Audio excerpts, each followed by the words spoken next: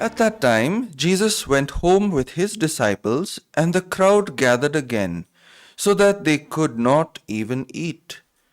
And when his family heard it, they went out to seize him, for they were saying, "He is out of his mind."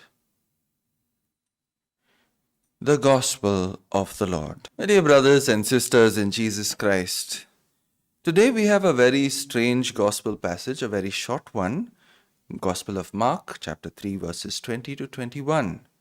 And we hear in the Gospel of today that a crowd of people follows Jesus up to his own home, where his disciples have gathered for a meal.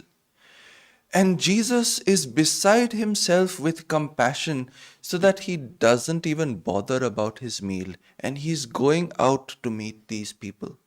So much so that his family members and disciples have to restrain him, thinking that he is out of his mind. Here we see Christ's humanity really shine out. For us Christians, our Christianity is not so much proven in the chapel. Our Christianity is proven in the battle. We know from a great saying by St. Augustine that the Old Testament foreshadows the New, and the New is the fulfillment of the Old. In the first reading that we heard from the first book of Samuel, we hear about the death of Saul and Jonathan in battle. And we know from the readings that we have been hearing this week that Jonathan was a beloved friend of David.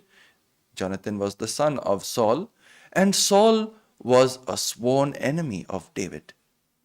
And David has shown great virtue and valor in his build-up to becoming king, while Saul showed tremendous malice towards him. David foreshadows the gospel teaching of Jesus to love our enemies when he mourns over the death of not just his good friend Jonathan, but also his sworn enemy Saul. What do we learn from this?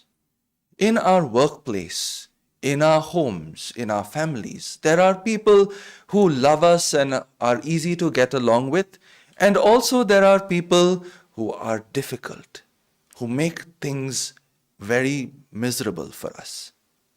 The challenge for us as Christians is to love not just those who are easy on us, but to love those who are difficult.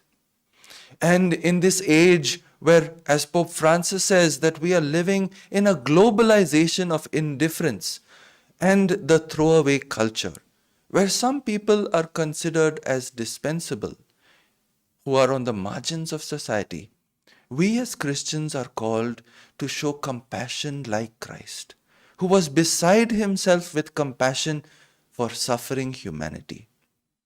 Perhaps some may think that we are crazy, but we are crazy in love with God and crazy in love with humanity. And that's why we reach out. It is part of our DNA as Christians.